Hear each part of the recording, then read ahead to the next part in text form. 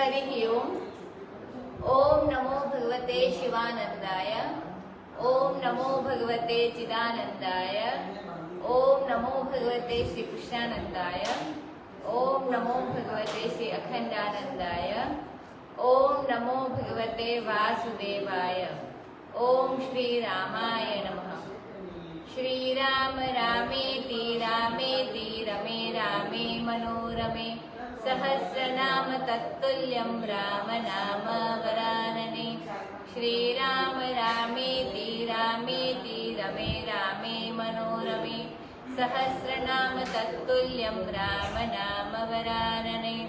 श्री राम रामेति रामेति रमे रामे मनोरमे सहस्रनाम तत्तुल्यं राम नाम वरानने।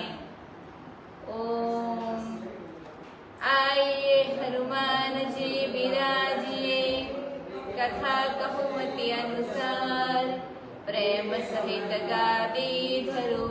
पधारिए पवन कुमार सियावर रामचंद्र की जय। पवन सुत हनुमान की जय। श्री रामचरितमानस स्वामी श्री अखंडानंद जी महाराज के प्रवचनों पर आधारित पुस्तक।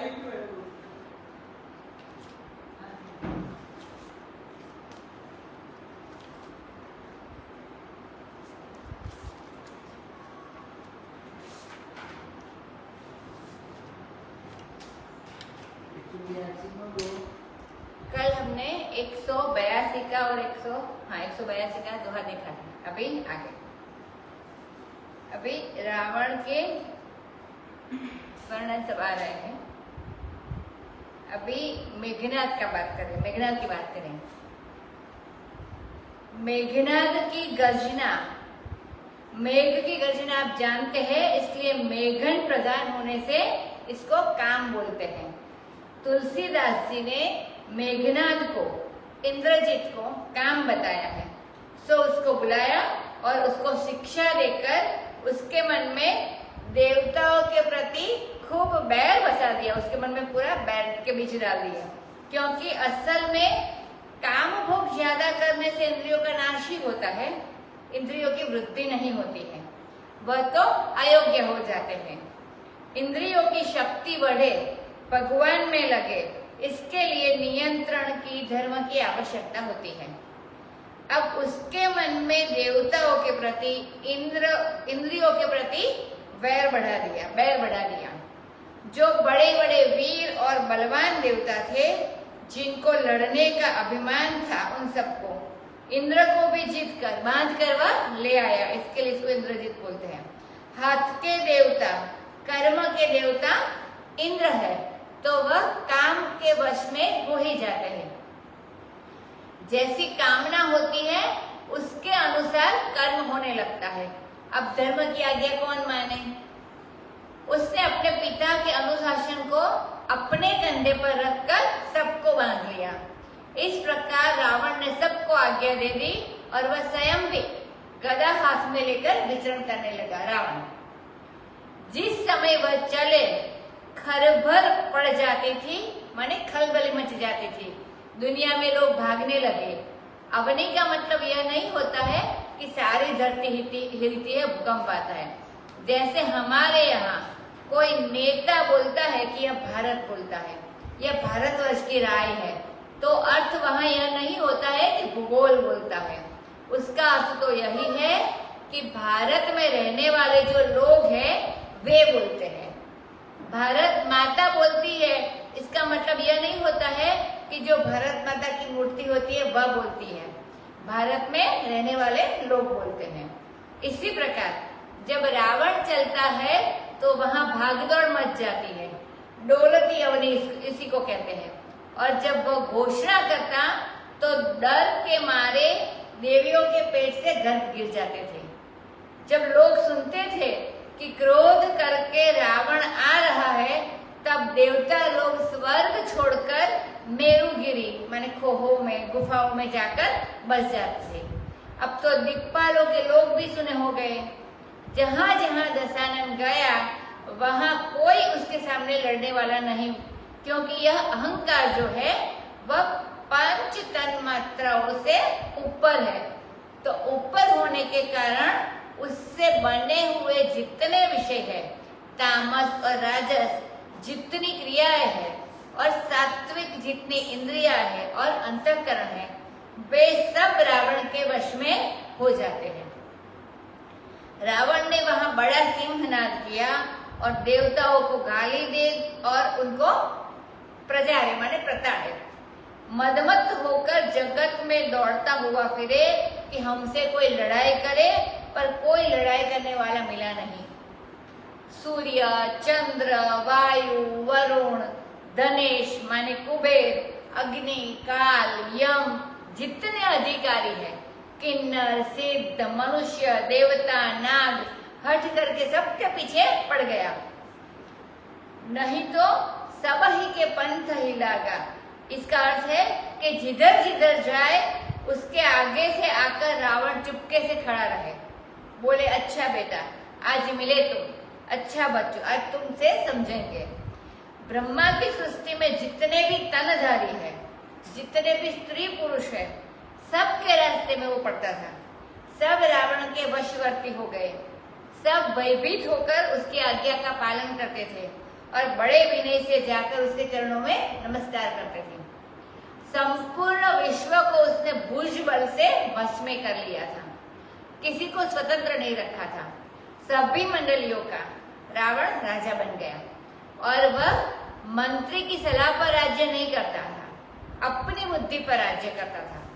देवता, यक्ष, गंधर्व, किन्नर, नर, नाग कुमारियों से बहुत सारे उसने विवाह भी किए थे। सुंदर स्त्री रहे तो सिर्फ रावण के घर में रहे, दूसरे के घर में रहने देने के लिए ये राजी नहीं था। ऐसी उसकी स्थिति हो गई थी। इंद्रजीत सन जो कछु कहेउ, सो सब जनु पहले ही करी रहेउ। प्रथम ही जिन्ह कहूँ आय सुदीना, दिन कर चरित सुनहु जो कीन्हा। देखत भीम रूप सब पापी, निशिचर निकर देव परितापी। करहि उपद्रव असुर निकाय, नाना रूप धरहि करि माया। जेहि विधि होई धर्म निर्मूला, सो सब करहि वेद प्रतिकूला। जेहि जेहि देश धेनु द्विज पावहि, नगर गाँव पुर आगि लगावहि। शुभ आचरण कतहु नहीं होई, देव विप्र गुरु धरि सब खालई खिसा। अस भ्रष्ट अचारा बा संसारा, धर्म सुनिय नहीं काना। तेहि बहुविधि त्रासई, देश निकासई, जो कह वेद पुराना। बरनि न जाई अनीति, घोर निशाचर जो करही। हिंसा पर अति प्रीति, तिन्ह के पाप ही कब निमिति। सियावर रामचंद्र की जय। इंद्रजीत को जो आज्ञा रावण ने दी वह सब जैसे उससे पहले ही कर दिया हो। ये सब के सब राक्षस बड़े पापी थे, जिसको जो आज्ञा दे वह वही पट से कर दे। असल में पापी का नाम ही राक्षस है, जो न अपना भला करे न दूसरे का भला करे, अपना भी नुकसान करे दूसरे का भी नुकसान करे, उसी को पापी बोलते हैं। देखने में बड़े भयंकर और देवताओं को दुख पहुंचाने वाले, और ये झुंड के झुंड मिलकर उपद्रव करे और विविध रूप धारण करके माया रचे। जैसे धर्म निर्मूल हुए, लोगों में अपने मन और इंद्रियों को रोकने की जो शक्ति है उसका नाम धर्म होता है। माने किसी का पैसा देखकर मन हुआ कि इसको ले ले और फिर रोक लिया कि नहीं लेंगे, तो कोई काम करने का मन हुआ, बोले कि नहीं नहीं यह काम नहीं करना चाहिए, अच्छा नहीं है, अनुचित है। कोई भोग करने का मन हुआ, फिर रोक लिया मन को कि नहीं नहीं यह भोग नहीं करना चाहिए। तो जो मनुष्य के अंतःकरण में अपने मन और इंद्रियों को रोकने के लिए जो धृति है वह धर्म है। धृति क्षमा दमोस्त्येयम, मनु जी ने धर्म की गणना में सबसे पहले धृति को स्थान दिया है, इसी का नाम धर्म है। तो किसी के अंदर मन और इंद्रियों को रोकने की शक्ति न रह जाए, ऐसा इन असुरों ने, राक्षसों ने प्रचार किया कि धर्म ही बिल्कुल निर्मूल हो जाए और सब के सब वेद से जो बताया वो इसका उल्टा ही करते थे। जहां जहां जिस देश में उन्हें गाय मिले, ब्राह्मण मिले, नगर मिले, उसमें वह आग लगा दे कि कोई रखे ही नहीं देवता की मूर्ति, कोई गाय न रखे, कोई ब्राह्मण की पूजा न करे। जहां कहीं शुभ आचरण हो, उनका प्रयास रहे कि रावण के राज्य में शुभ आचरण हुए ही नहीं। देवता, ब्राह्मण, गुरु, इनको कोई माने नहीं, न कोई भगवान की भक्ति करे, न यज्ञ करे, न तपस्या करे। वेदांत का श्रवण मनन तो बिल्कुल बंद हो गया। कोई वेद पुराण स्वप्न में भी न सुने। जप, योग, विराग, तप, मख भाग माने यज्ञ में जो ब्राह्मण को देते हैं, सब भाग गए रावण के राज्य में। उसका ठीक अर्थ तो यज्ञ भागी है।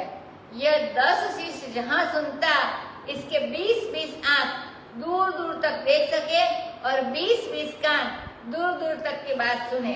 इसका अभिप्राय यह है कि इतने विभाग थे उसके पास लोगों के चरित्र की जानकारी प्राप्त करने के लिए। 20-20 उसके पास खुफिया विभाग थे। ऐसे विभाग मौजूद थे जो हर जगह रहकर लोगों के बुरे काम देखे। वह खुद ही पहुंच जाता था, किसी को रहने नहीं देता था, विध्वंस कर देता था। संसार का आचार विचार सब भ्रष्ट हो गया।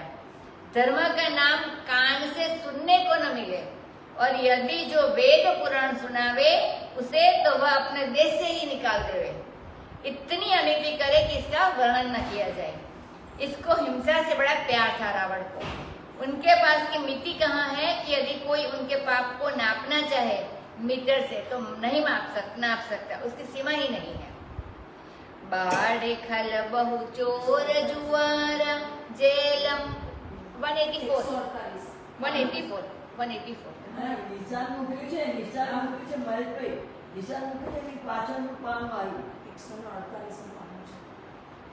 बाड़े खल बहु चोर जुआरा जेलम पट पर धन परदारा मानहि मातु पिता नहीं देवा साधु न सन करवावहि सेवा जिनके यह आचरण भवानी ते जाने निशिचर सब प्राणी अतिशय देखी धर्म कैग्लानी परम सभित धरा अकुलानी गिरसरि सिंधु भार नहीं मोही जस मोहि गर्व एक पर द्रोही सकल धर्म देखोई विपरीता कहि न सकई रावण भयभीता धेनु रूप धरि हृदय विचारी गई तहाँ जहाँ सुर मुनि झारी निज संताप सुनाए सिरोई काहू ते कछु काजन होई सुर मुनि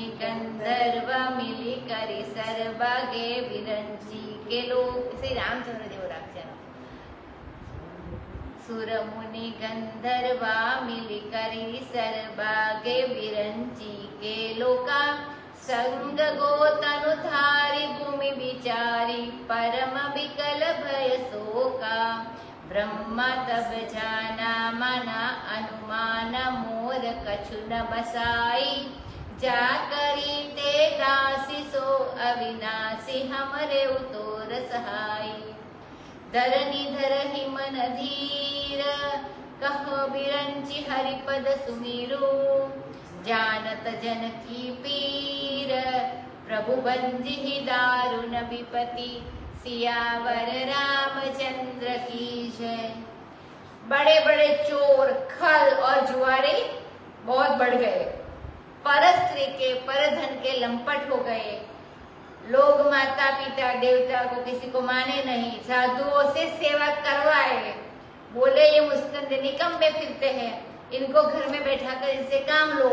ऐसे आचरण जिनमें है, समझ लेना ऐसा प्राणी निश्चित के समान है।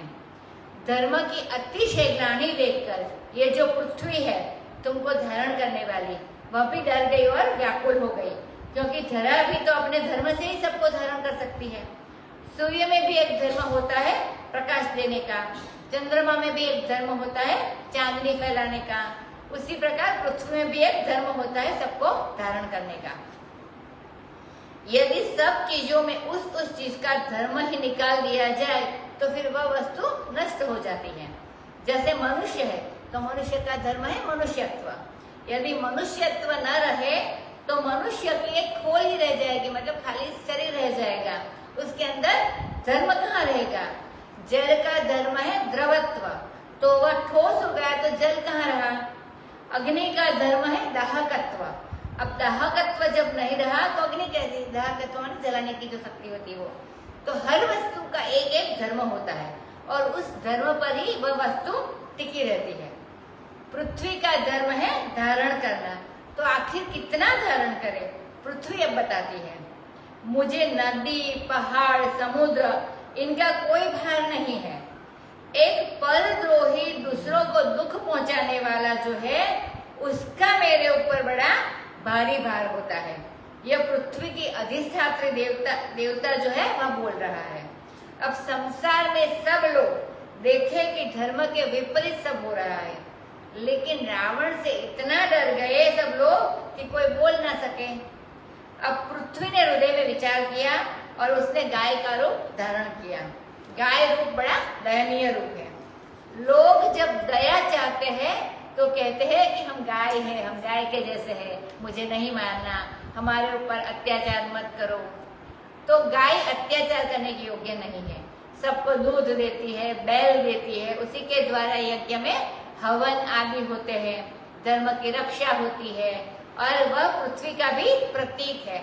और गाय वाणी है, वेद की वाणी है, इंद्रिय है, माने संपूर्ण जगत की इंद्रियों का प्रतीक बनकर, पृथ्वी का भी प्रतीक बनकर और वेद वाणी का भी प्रतीक बनकर वह वहां गई जहाँ देवता और मुनि लोग रहते हैं। वह रो रो कर जिससे करुणा उत्पन्न हुए उसने अपना सारा संताप सुनाया, लेकिन न देवता से काम बने न मुनि से काम बने। अब देवता मुनि गंधर्व सब मिलकर ब्रह्मा जी के लोक में गए। अंतःकरण के देवता ब्रह्मा जी हैं, वहां सब के सब पहुंचे। गाय के रूप में पृथ्वी भय और शोक से अत्यंत व्याकुल थी। ब्रह्मा जी सब पहचान गए और मन में निश्चय किया कि क्या करना चाहिए। फिर बोले उसके जो 10 मुंह है हमारे तो 4 ही है, यह काम हमसे नहीं चलेगा। इसके लिए वही सहस्त्र पुरुष, सहस्राक्ष, सहस्रपाद वे जब मिलेंगे तब काम बनेगा। उन्होंने पृथ्वी से कहा कि तू जिसकी दासी है वही अविनाशी भगवान हमारे और तुम्हारे बीच सहायक है। यह एक एक अंतःकरण, व्यक्ति अंतःकरण या ब्रह्मांड का अंतःकरण या समष्टि का अंतःकरण, उससे ये काम नहीं चलेगा। ये काल की गणना, देश का विस्तार, वस्तुओं की उत्पत्ति जिस अनादि अनंत परमेश्वर से हुई है, अब उन्हीं के संकल्प से तुम्हारी रक्षा हो सकती है। धरणी माने हे पृथ्वी, अपने हृदय में धीर धारण करो और भगवान के चरणों का स्मरण करो। प्रभु अपने भक्तों की पीड़ा जानते हैं, वे तुम्हारे दारुण विपत्ति को जरूर दूर करेंगे। बैठे सुर सब करहि विचारा, कह पाई प्रभु करिय पुकारा। पुर बैकुंठ जान कह कोई, को कह पाय निधि बस प्रभु सोई। जाके हृदय भगति जसि प्रीति, प्रभुतः प्रगट सदा त्वेहि रीति। तेहि समाज गिरिजा में रहेऊ, अवसर पाई बचन एक कहेऊ। हरि व्यापक सर्वत्र समाना, प्रेम ते प्रगट होहि मैं जाना। देश काल दिसि विदिसि ही माही, कहु सो कहाँ जहाँ प्रभु नाही। अग जगमय सब रहित विरागी, प्रेम ते प्रभु प्रगटै जिमि आगी।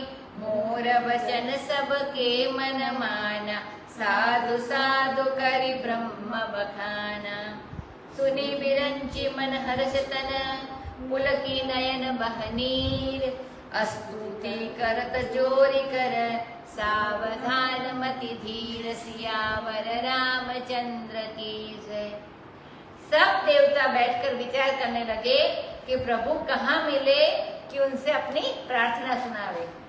ये प्रार्थना शब्द जो है उसका केवल प्रार लेकर अंग्रेजों ने प्रेयर बनाया है, और यह नमांसी नम है, उससे नमाज शब्द की उत्पत्ति हुई है।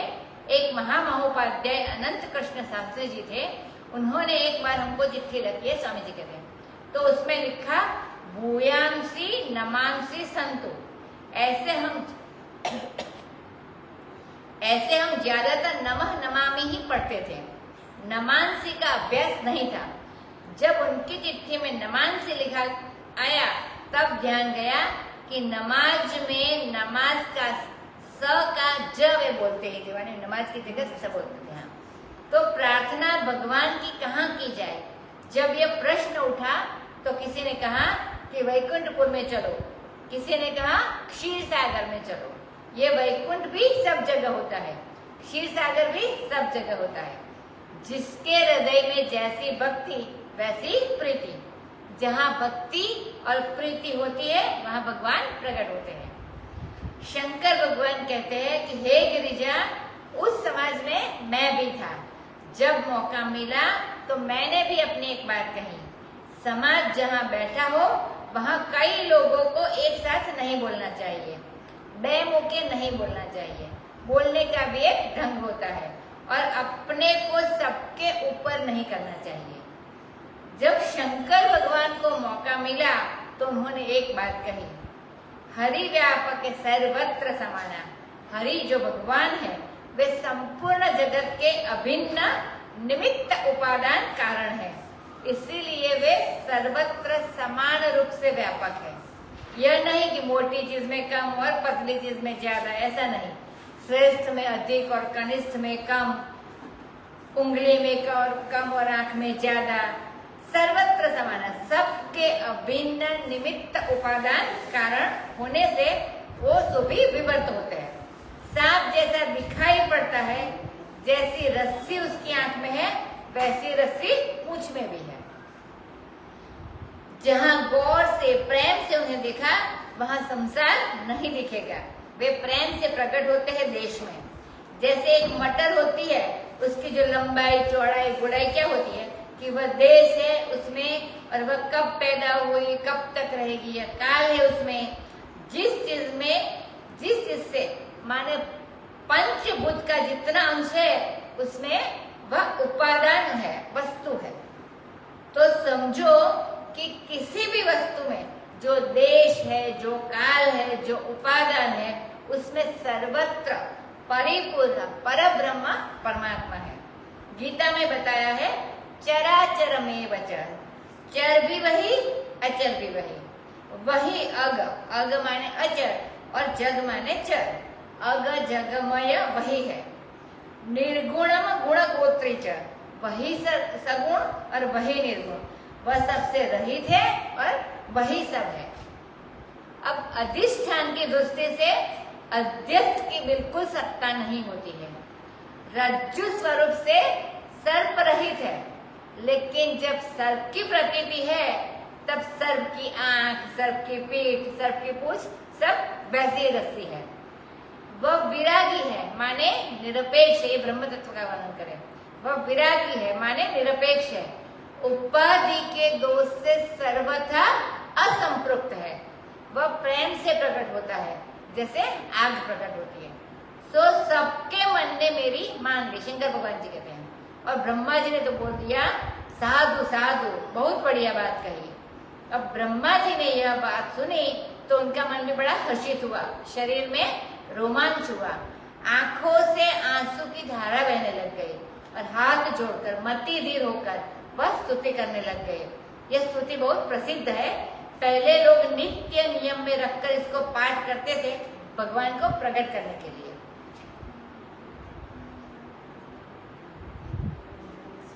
जय जय सुरनायक जन सुखदायक प्रणत पाल भगवंता, गोद्वीज हितकारी जय असुरारि सिंधु सुता प्रिय कंता पालन सुर धरनी अद्भुत करनी मरमन जानई कोई जो सहज कृपाला दीन दयाला करौ अनुग्रह सोई जय जय अविनाशी सब घटवासी व्यापक परमानंदा अभिगत गोतितम चरित पुनितम माया रहित मुकुंदा जेहि लागी विरागी अति अनुरागी विगत मोह मुनि वृंदा निशिबासर ध्यावहि गुण गण गावहि जयति सच्चिदानंदा जेहि सृष्टि उपाय त्रिविध बनाई संग सहाय न दूजा सो करौ अधारि चित हमारी जानिय भगति न पूजा जो भव भय भंजन मुनि मन रंजन गंजन विपत्ति बरूथा मन बच क्रम बानी छाड़ी सयानी सरन सकुल सुरजुथा सारद श्रुति शेषा ऋषय अशेषा जा कहूँ को नहीं जाना जे ही दिन पियारे वेद पुकारे द्रवौ सो श्री भगवाना भव बारिधि मंदर सब विधि सुंदर गुण मंदिर सुख पूंजा मुनि सिद्ध सकल सुर परम भयातुर नमत नाथ पद कंजा जानी सभय सुर भूमि सुनी बचन समेत स्नेह गगन गिरा गंभीर भई हरनि शोक संदेह सियावर रामचंद्र की जय।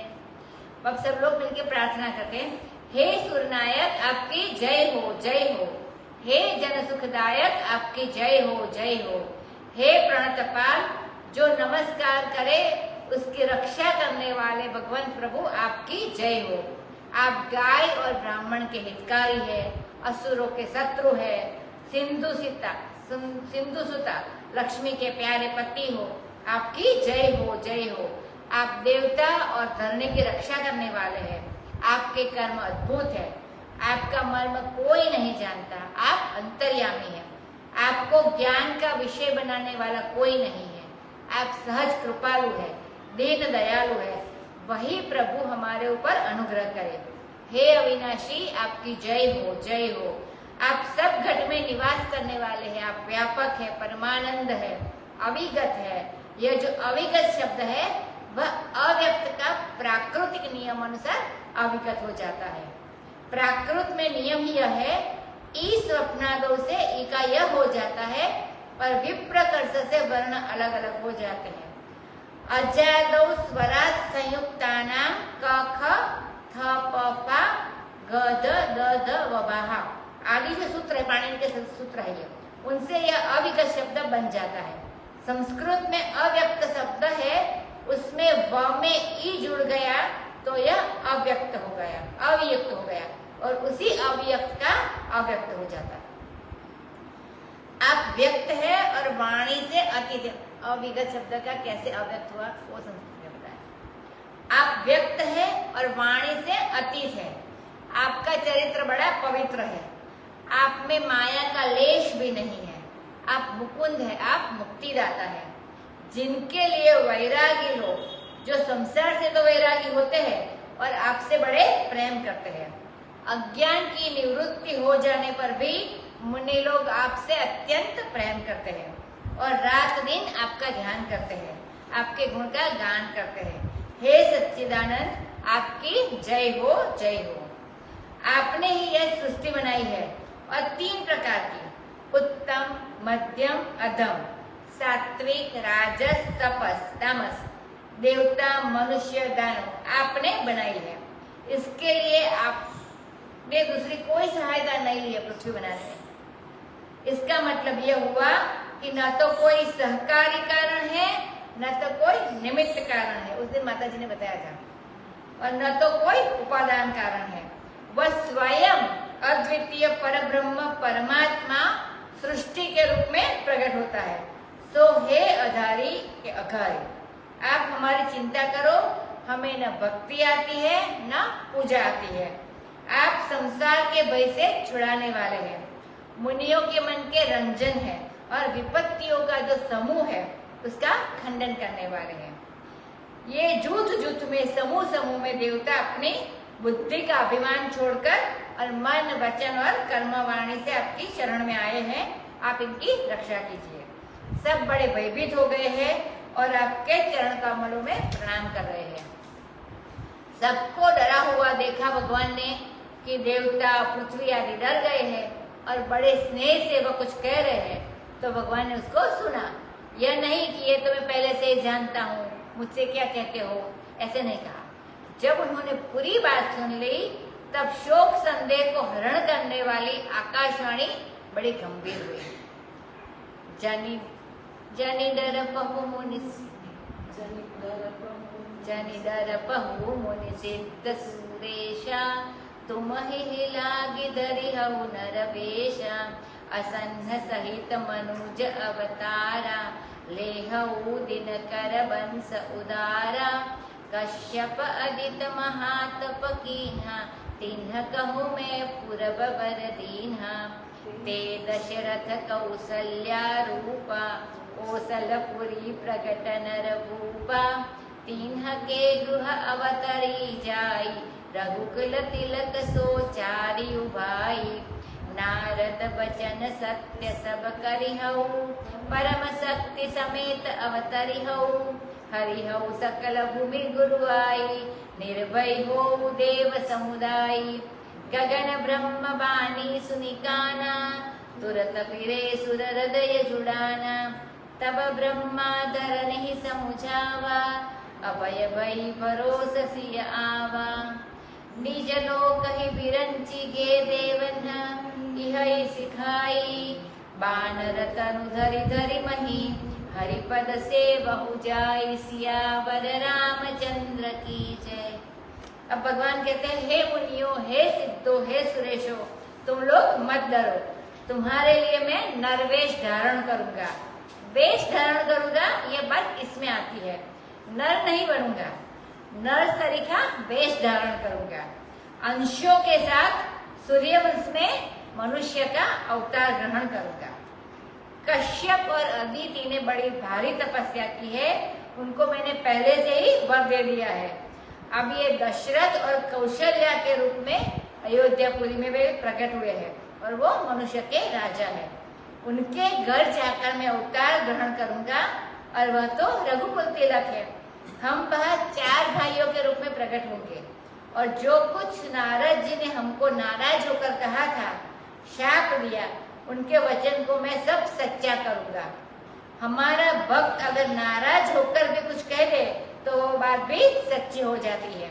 यह बात मैं लोगों को भी बताऊंगा और अपनी परम शक्ति सीता जी के साथ अवतार ग्रहण करूंगा और पृथ्वी का सारा भार उतार दूंगा।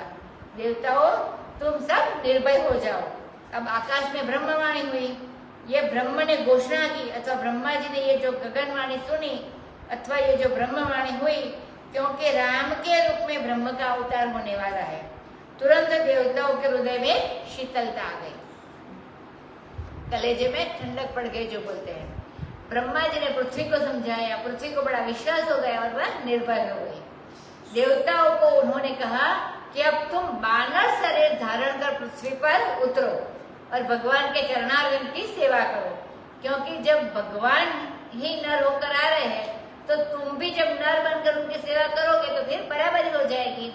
अपने स्वामी की सेवा बराबरी में नहीं की जाती है, छोटा बनकर की जाती है, इसलिए वह नर बने, तो तुम लोग वानर बनो। गए दे, तुम गाओ ना, गए देव सब निज निज धामा, भूमि सहित मन कहु विश्रामा, जो कछु आयसु ब्रह्मा दीन्हा, हर्ष देव विलंबन कीन्हा, बनचर देह तरि क्षिति माहि, अतुलित बल प्रताप तिन पाहि, गिरि तरुनख आयुध सब वीरा, हरि मार्ग चित वहि मति धीरा, गिरि कानन जह तहाँ भरी पूरी, रहे निज निज अनेक रुचि रूरी, यह सब रुचिर चरित में भाषा, अब सो सुनहु जो बिचही राखा, अवत पुरी रघुकुल मुनि राउ, वेद विदित ते दशरथ नाऊ धर्म धुरंधर गुण निधि ज्ञानी हृदय भगति मति सारंग पानी कौशल्यादि नारी प्रिय सब आचरण पुनीत पति अनुकूल प्रेम दृढ़ हरि पद कमल विनीत सियावर रामचंद्र की जय। सब देवता पृथ्वी के सहित अपने अपने धाम में गए और सबके मन में एक प्रकार की शांति हो गई। ब्रह्मा जी ने जो आदेश किया था सो देवताओं ने सब कुछ किया, उसमें विलंब नहीं किया। हम देवता होकर बानर बने ऐसा किसी ने नहीं कहा, उसमें अपना अपमान का अनुभव भी नहीं किया। जो सेवक होकर छोटा काम करने में अपमान का अनुभव करे तो वह सेवक कैसा है? वे बड़े बलशाली है, तृण समान त्रैलोक्य ही नहीं गण ही, तृण के समान त्रिलोक को गिनते हैं। वृक्ष पहाड़ और नख उनका आयुध है, माने शस्त्र है। वे बड़े वीर है, धैर्यशाली थे। प्रतीक्षा करे कि कब भगवान आए और उनके साथ मिलकर रावण के वंश का संहार करे।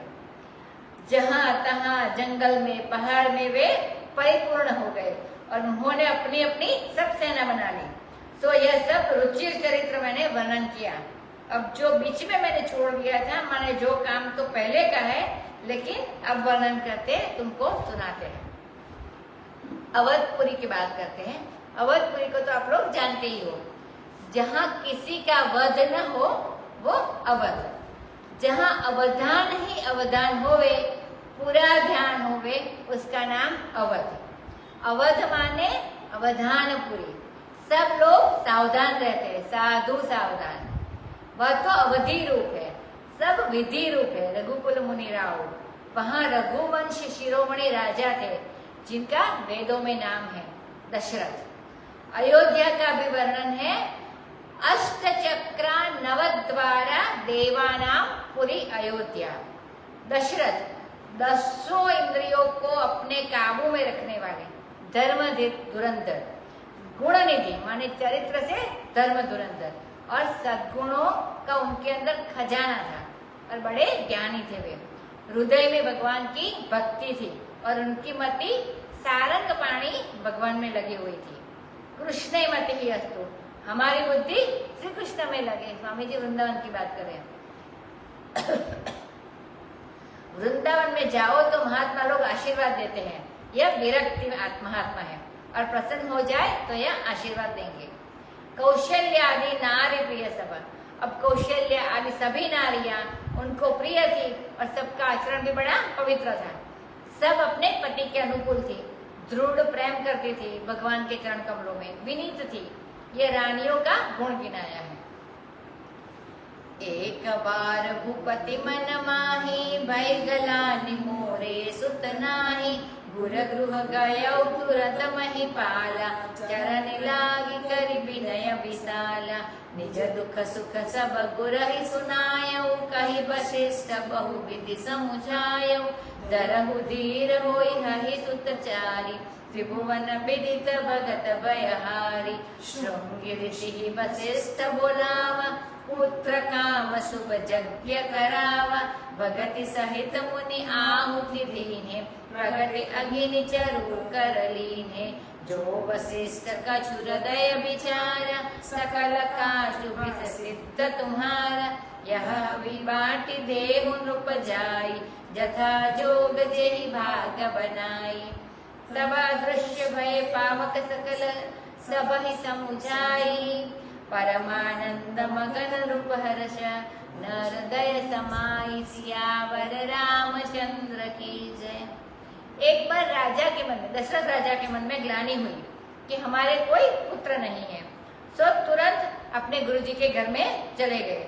यह नहीं कि उनके पास जाकर खबर भेज दी कि आप हमारे घर में आ जाना। गुरुजी का आदर किया जाता है, उनके पास जाकर बातें की जाती है। उनको संदेश नहीं भेजा जाता कि हमारे घर आए या सेवक भेजकर बुला लिया, ऐसा नहीं करते। जाकर चरणों में लगे और बड़ा भारी विनय किया और अपने जीवन में जो दुख था सुख था सब गुरुजी को सुनाया। अब वशिष्ठ ने भी सब बात उन्हें बड़े ढंग से कह कर समझाई और बोले कि तुम धैर्य धारण करो, तुम्हारे 4 बेटे होंगे और वे त्रिभुवन में प्रसिद्ध होंगे, भक्तों के भय को मिटाने वाले होंगे। वशिष्ठ ऋषि ने श्रृंगी ऋषि को बुलाया और पुत्रस्य यज्ञ, जिसको पुत्र का बड़ा शुभ यज्ञ है, वो कराया। मुनि ने बड़ी भक्ति से आहुति दी और अग्नि देवता हाथ में चारों लेकर प्रकट हुए, और जो कुछ वशिष्ठ ने हृदय में विचार किया था सो अग्नि देवता कहते हैं कि हे वशिष्ठ, तुमने जो कुछ हृदय में विचार किया था सो तुम्हारा सब कार्य सिद्ध हो गया। राजा, तुम यह हविष्य हवि लो, जिसको जितना देना हो उसका उतना उचित रीति से बंटवारा कर दो। ऐसा कहकर अग्नि देवता तो अदृश्य हो गए और सबको सब बात समझाकर राजा को बड़ा परमानंद का उदय हुआ। अब तो हर्ष उनके हृदय में न समाये। तब हिराय प्रिय नारी बोलाई, कौशल्यादि तहाँ चली आई। अर्ध भाग कौशल्य ही दीना, उभय भाग आधे कर कीना। कई कई कह नृप सोदयो, रहयो सो उभय भाग पुनि भयो। कौशल्या कई कई हाथ धरी, दीन सुमित्र ही मन प्रसन्न करी। एहि विधि गर्भ सहित सब नारी, भय हृदय हर्षित सुख भाई। जाति न ते हरि गर्भ ही आए, सकल लोक सुख संपत्ति छाई। मंदिर मह सब राज ही रानी, शोभाशील तेज की खानी। सुख जुत कछुक काल चली गयो, जेहि प्रभु प्रगट सो अवसर भयो। जोग लगन ग्रह पार दिखी, सकल भय अनुकूल।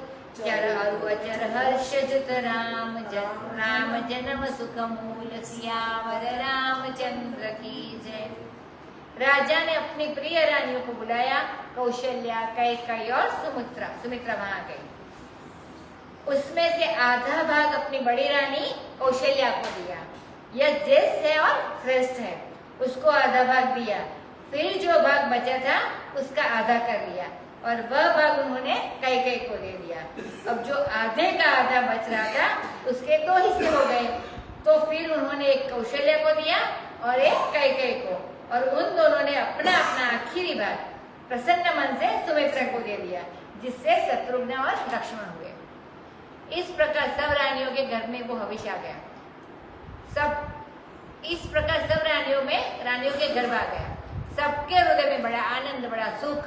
जिस दिन से भगवान गर्भ में आए, देखो ये अनंत कोटि ब्रह्मांड में, उससे एक ब्रह्मांड में से एक ब्रह्मांड प्रकृति के पेट में, और उस ब्रह्मांड में अयोध्यापुरी, और उसमें कौशल्या, और उस कौशल्या के घर में भगवान आए।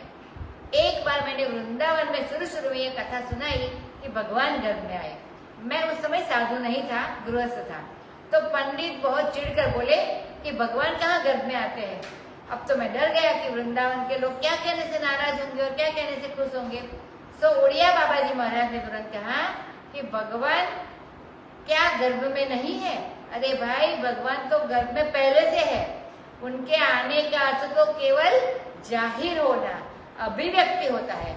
और कोई यह कह दे कि पेट में भगवान नहीं होते हैं, पेट में तो केवल हवा भरी रहती है और बाहर से ही भगवान निकल कर प्रकट हो जाते हैं, तो इसका मतलब हुआ कि न किसी का वरदान ही पूरा हुआ, न कौशल्या को भगवान अपनी समझते हैं, अपनी मां नहीं है कौशल्या। अरे भगवान के साथ जो संबंध होता है वह बिल्कुल सच्चा होता है।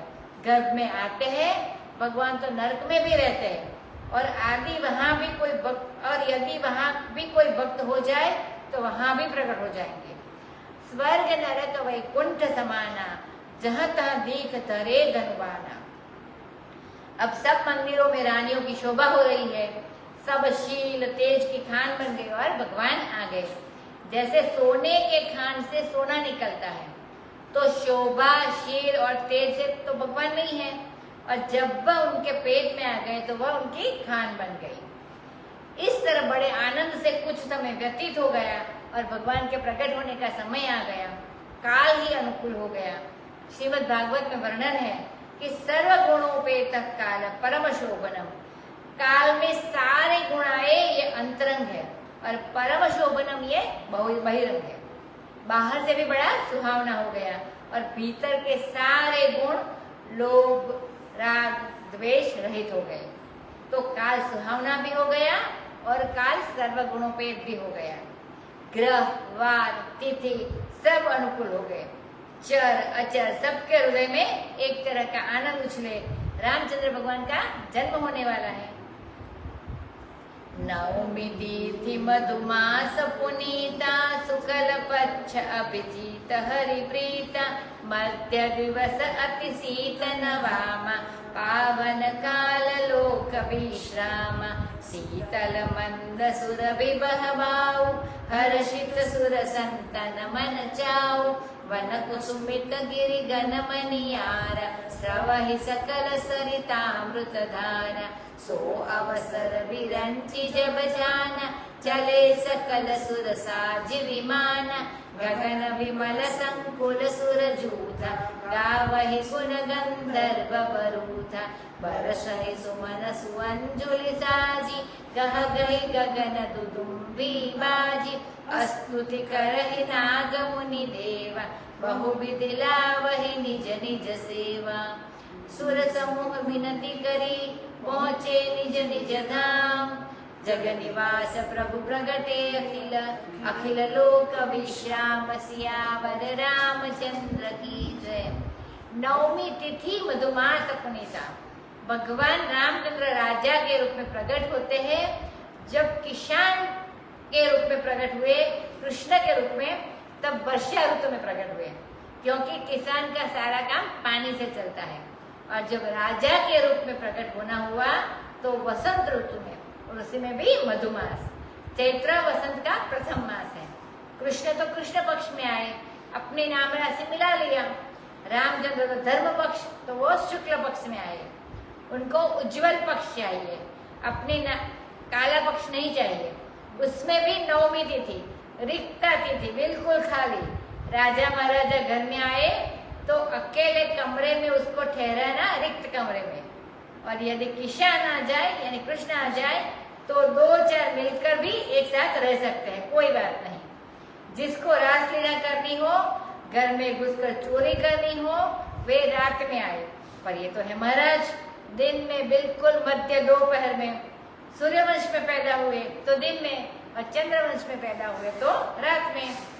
समशीतोष्ण यानी समता है, बड़ा पवित्र समय है। रामनवमी तिथि वैसे भी देवी की पूजा का समय है, शक्ति की पूजा का समय है। उस दिन रात में लोग शक्ति की पूजा करते थे, तब दिन में शक्ति का आविर्भाव होता है। यह समय लोगों को बहुत शांति देने वाला है। शीतल मंद सुगंधित वायु चल रही है। वायु के देवता अपना सौभाग्य बना रहा है कि हमारा बेटा इनकी सेवा करेगा। और संत लोग बड़े हर्षित है, उनके मन में चाव है कि अब ब्रह्म का ध्यान क्या करना, ब्रह्म तो प्रकट होगा, हमारे सामने हमारा विषय बनेगा। वन कुसुमित हो गया, पर्वतों पर मणि प्रकट हो गए, उनके मन खिल गए, उनके वन खिल गए कि हमारे वन में तो श्री रामचंद्र आएंगे, वनचारी बनेंगे। जब कृष्ण का जन्म हुआ तो वर्षा ऋतु थी। वहां तो यही आश्चर्य था कि शुद्ध जल बहने लग जाए, लेकिन यह अब यहाँ अमृत धारण नदियों में बहने लग गई। जब यह अवसर ब्रह्मा जी को मालूम पड़ा तो सब देवता अपने अपने विमान पर चढ़कर आए। आकाश विमल हो गया और देवता लोग उसमें आकर भर गए।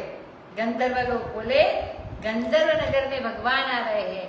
जिसको वेदांती लोग गंधर्व नगर कहते हैं, उसमें भगवान आ रहे हैं। तो वे भी आनंदित हो गए, सबका मन हाथ में आ गया।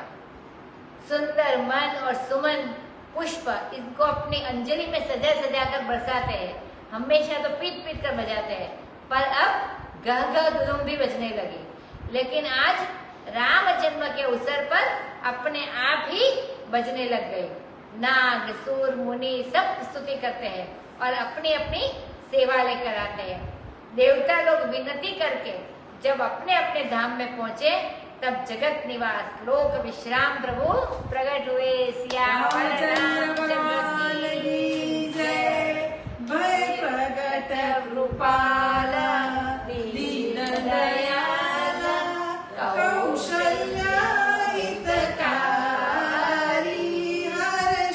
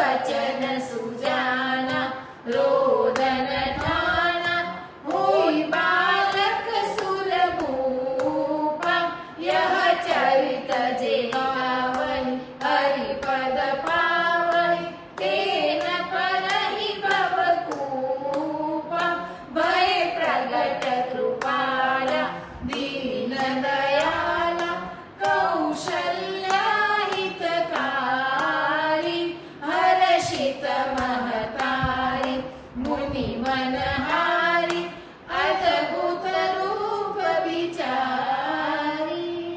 अवध में आनंद भयो जय रघुवीर राम की। अवध में आनंद भयो जय रघुवीर राम की। अवध में आनंद भयो जय रघुवीर राय की। अवध में आनंद भयो जय रघुवीर राम की। रामचंद्र भगवान की जय। विप्रधेनु सुरसंतहित अवध में आनंद भयो जय रघुवीर लाल की। अवध में आनंद भयो जय रघुवीर लाल की। अच्छा ओके चारे बार बोलो। अवध में आनंद भयो जय भरत जी की। अवध में आनंद भयो जय भरत लाला की जय हो। अवध में आनंद भयो लखन भैया की जय हो। अवध में आनंद भयो शत्रुघ्न भैया जय हो। अवध में आनंद भयो जय रघुवीर राम।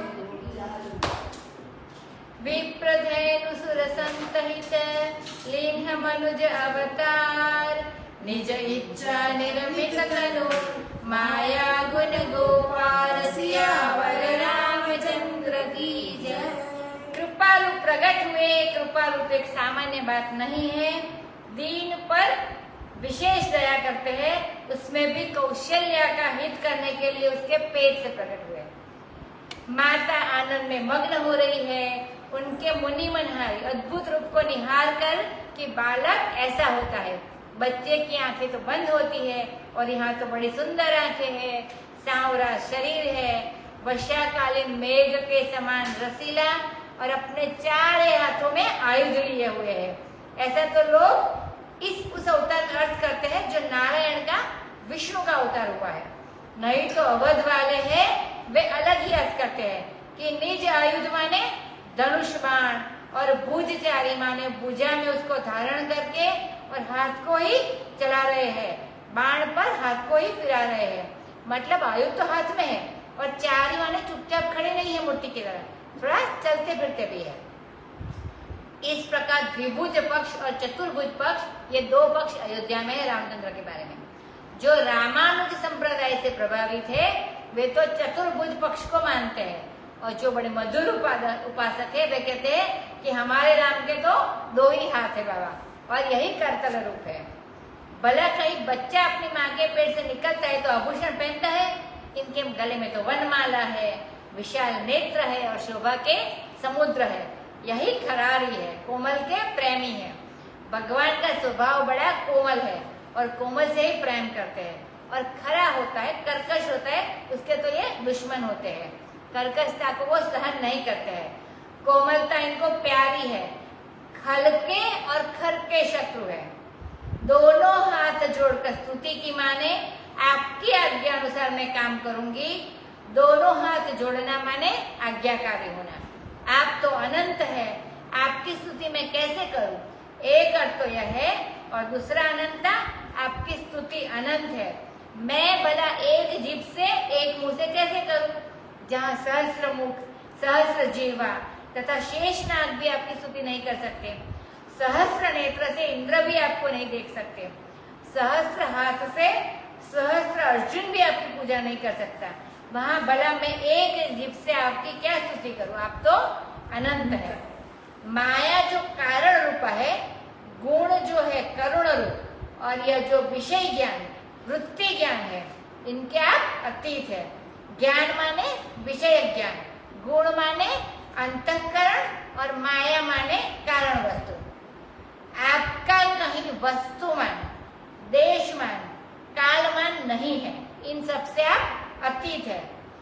वेद पुराण इशारे से आपका वर्णन करते हैं अथवा अमान के रूप में वेद पुराण आपका वर्णन करते हैं।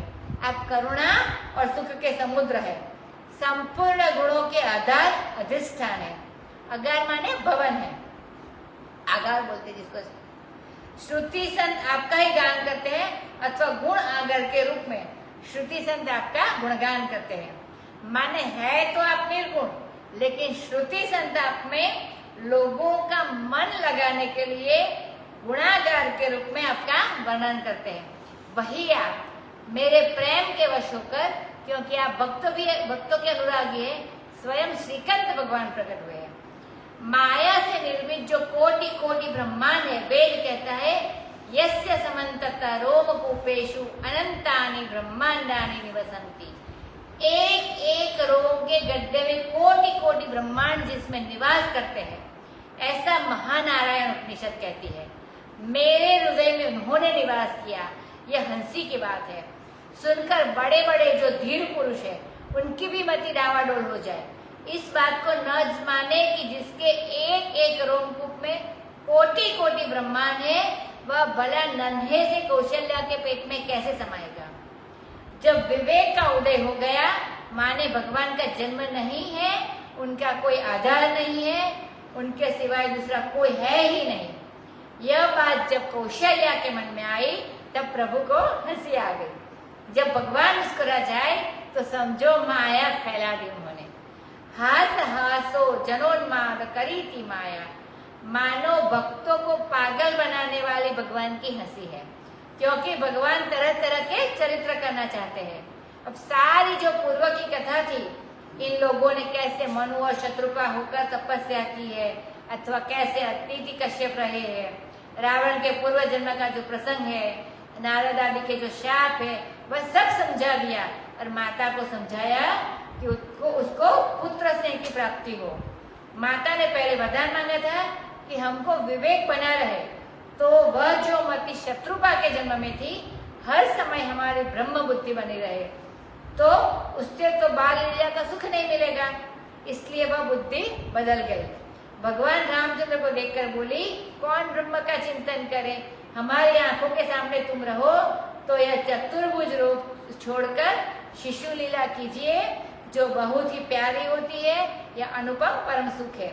ब्रह्मानंद का सुख योगियों को, ज्ञानियों को मिलता है, और उस ब्रह्म का जो उस ब्रह्म को जो सबका कारण है और परम कारण है, विवर्ती अभिन्न निमित्त उपादान कारण है, उसको बच्चा बनाकर अपनी गोद में खिलाना, यह तो अनुपम सुख है। उसके सिवाय दूसरी कोई चीज नहीं है। अभी अगले सोमवार को देखेंगे। श्री राम जय जय